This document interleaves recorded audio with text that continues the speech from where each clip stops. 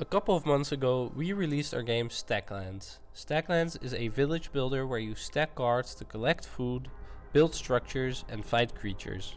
The game quickly became one of our greatest hits, and this is a video about how that happened. The idea for the game started out pretty simple. I wanted to make a village simulator game where everything is a card, and you have to combine cards to make stuff happen. For example, you have a villager card and you put them on a wheat field.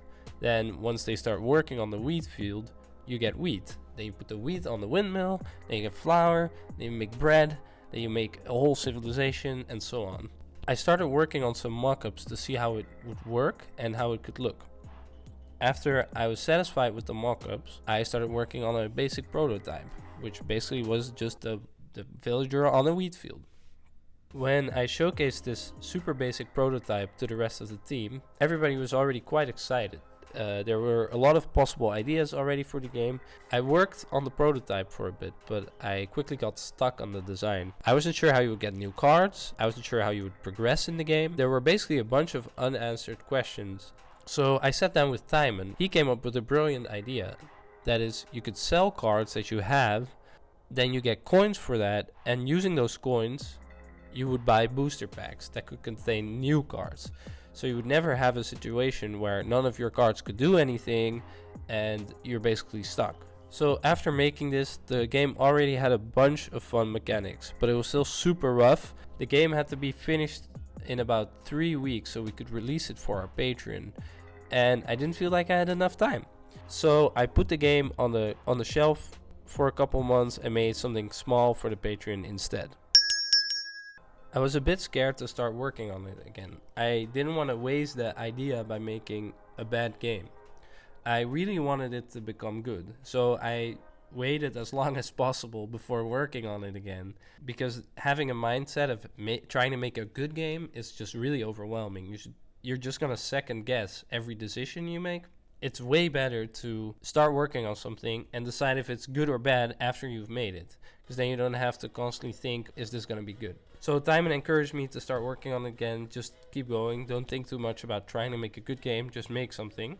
I slowly started adding a bunch of content and polish. I added combat, which was a lot of fun, but there was still a major problem though. It looked bad.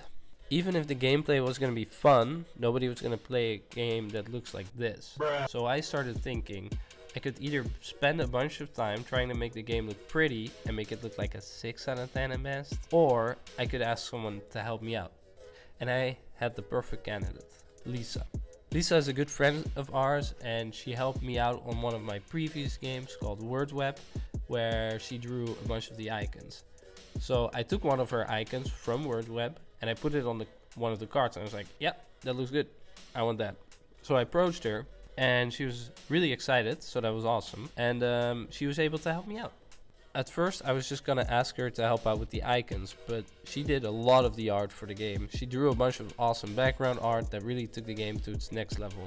So then making the game was pretty smooth sailing. I added more content, most of the big design problems were solved. Then we made a video, and then we released the game on itch.io and for our patrons. After the initial itch.io release, the game sold about 1,000 copies in 3 days, which is a lot for our itch.io releases. In the meantime, YouTubers were also starting to pick up the game, which would surely lead to more sales. So we knew we had to do one thing, and that is to get the game on Steam as soon as possible. The Steam audience is way bigger, of course, so having your game on there will definitely lead to more sales. After the release on Steam, it got a bunch of sales through there, but the work wasn't done yet. A bunch of the issues came to light, including balance issues.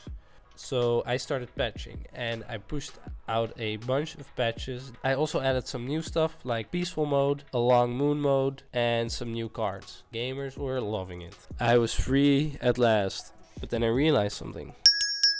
Since the game was selling well, we really wanted to make sure we got the most out of it. What that means is also making sure your game is available in more languages. So then I got in touch with a local translation company for games called Local Heroes, who would then translate the game to English, Dutch, Italian, French, German, Spanish, Portuguese,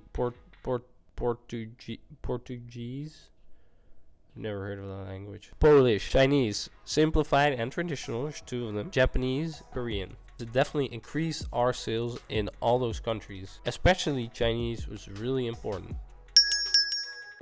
Since the release of the game, next to the balance fixes, there has been one big request. More content. A bunch of people mentioned a bunch of ideas to me, but the one that really stuck with me was an island. So you go to a brand new board, you get resources there that weren't available on the mainland, and you bring these back and forth. There's also crabs, there's tigers, there's pirates, there's everything. So we've been working on that. We're getting close to finishing it, and it's definitely turning into something that we're proud of. Yeah, I'm excited to release it soon.